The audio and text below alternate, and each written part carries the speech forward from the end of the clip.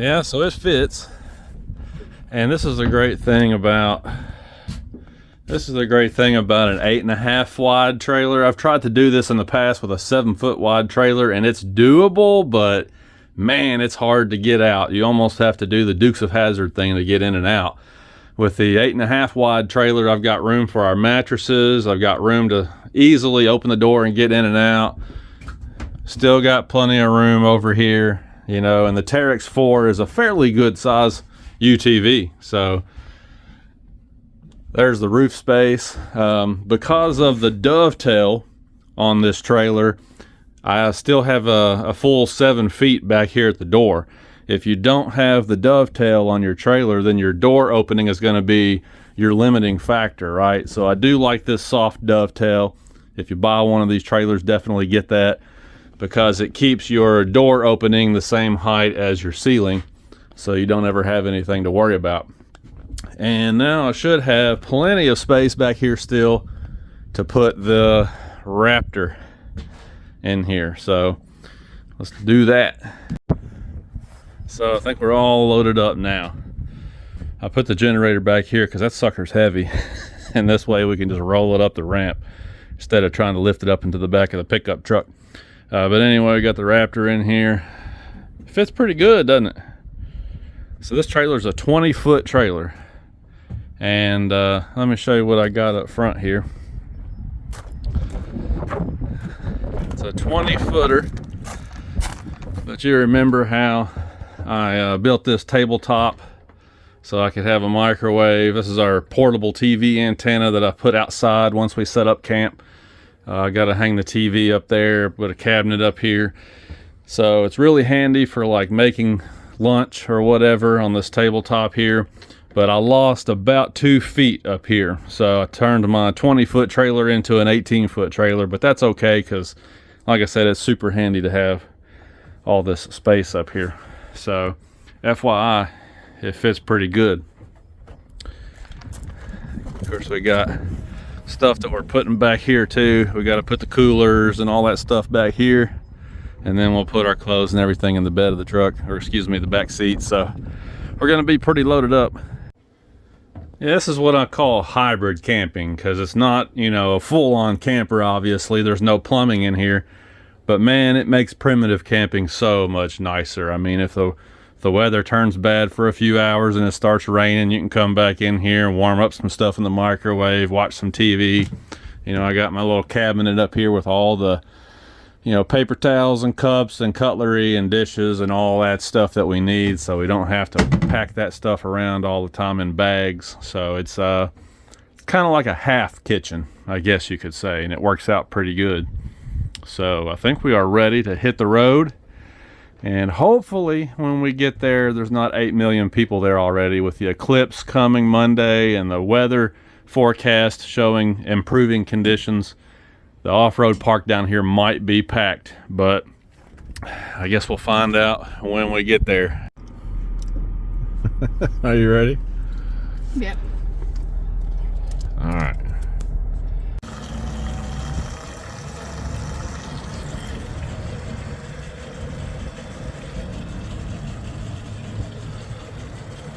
Not too bad. It says there's a trailer connected to the truck. I guess that's a good thing. Alright.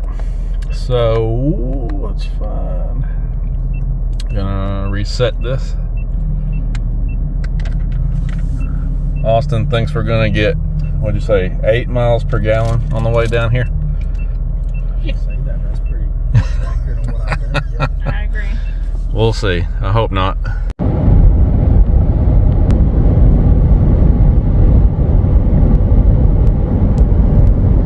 Alright, so we're about a half hour into the trip now. It's just about exactly what we expected. 9 miles to the gallon. Yeah, it looks like Austin called it. That's pretty rough.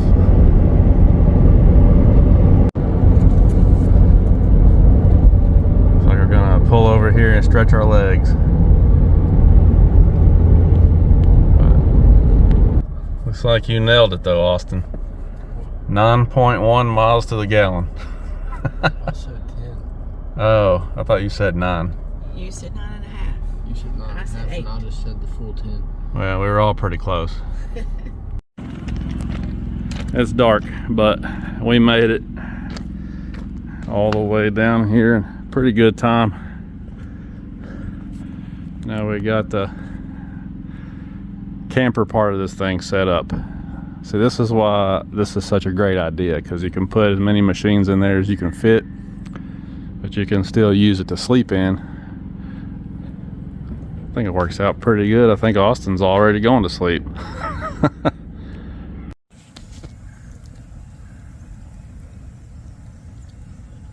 Beautiful morning out here. Sun's out.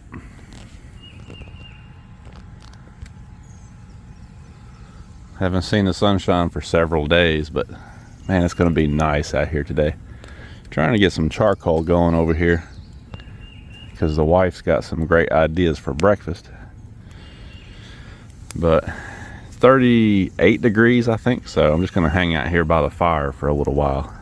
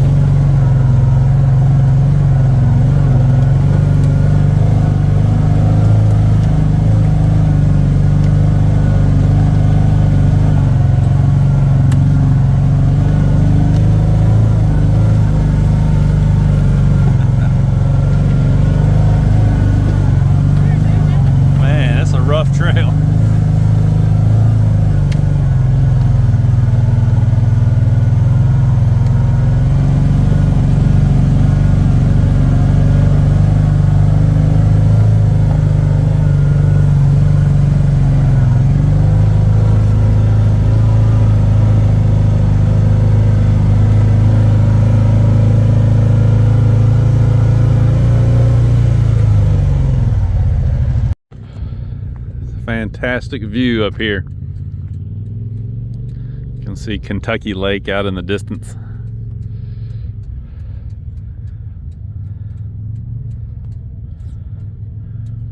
A little bit chilly. Sun needs to come back out.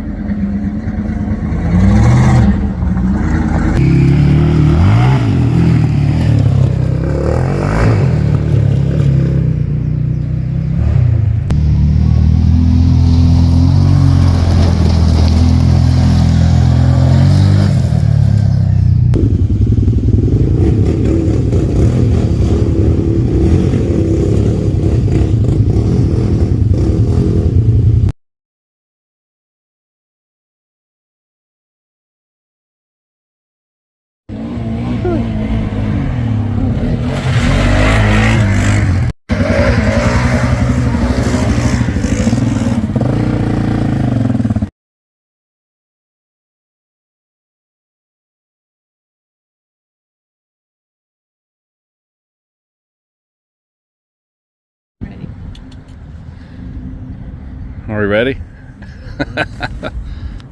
We drove up here to a Lowe's parking lot in Paducah, and this is what we came up here for. Oh. But it hasn't started yet. Got about, what, 20 minutes? About 20 minutes. Time to get the Eclipse glasses out. Man, it's really hard to get a video, but I think it's working. That is so cool. We're about almost a half hour into it, I think. This is as far as I can zoom in, though.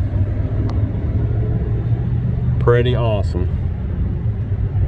Can't zoom very good on this camera, so. Yeah. So what are we now? About an hour into it. Looks like it's about half covered.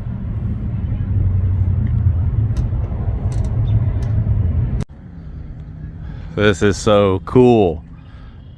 It's 2 o'clock in the afternoon and it is getting dark. Look, you've got the sunset or on the horizon all the way around. That is just super cool. It'd be even more beautiful if we weren't standing in a Lowe's parking lot, but hey, it is what it is. This is crazy.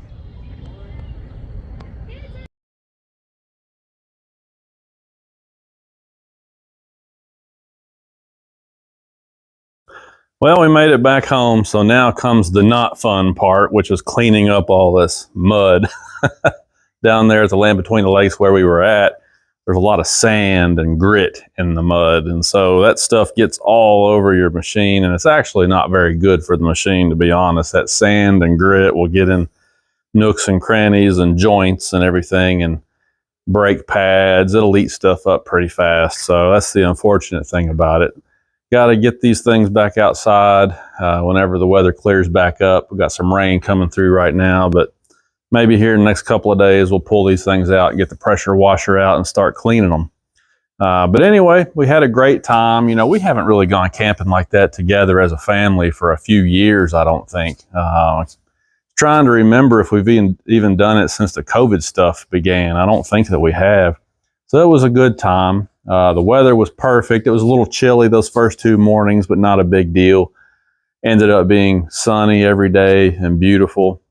Had a real good time riding and camping. She made some really good food. We ate good down there. And then, of course, Monday, we got to see the totality of the solar eclipse. You know, I'm in my 40s now, and I think that's the first time I've ever experienced totality in a solar eclipse like that. Apparently, there was one here where I live when I was 2 months old back in 1979. Obviously, I don't remember it.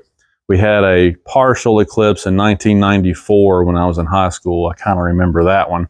And then, of course, in 2017, we had one that also went through Western Kentucky. But at the time, we were building our house. We just had a lot going on, and I didn't make the trip down there to experience the totality.